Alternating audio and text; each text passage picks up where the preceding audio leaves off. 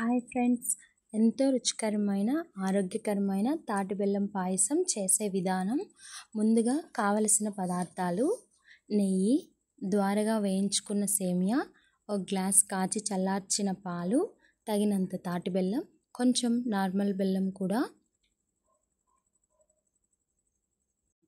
మరియు నెయ్యిలో వేయించిన బాదం, జీడిపప్పు, ఎండు ద్రాక్ష, ఇంకా యాలకులు కూడా.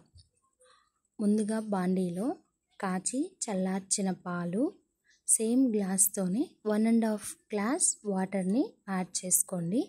అందులో సేమియా వేసి మూత పెట్టి 7 మినిట్స్ బాగా బాయిల్ చేయండి సిమ్లో పెట్టి.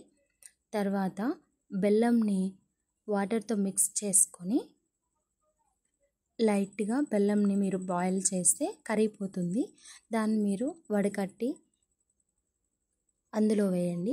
3 to 4 మినిట్స్ బాయిల్ చేసిన తర్వాత డ్రై ఫ్రూట్స్తో గార్నిష్ చేయాలి.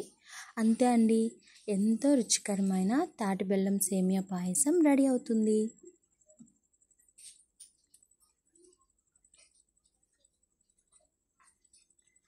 Thank you for watching.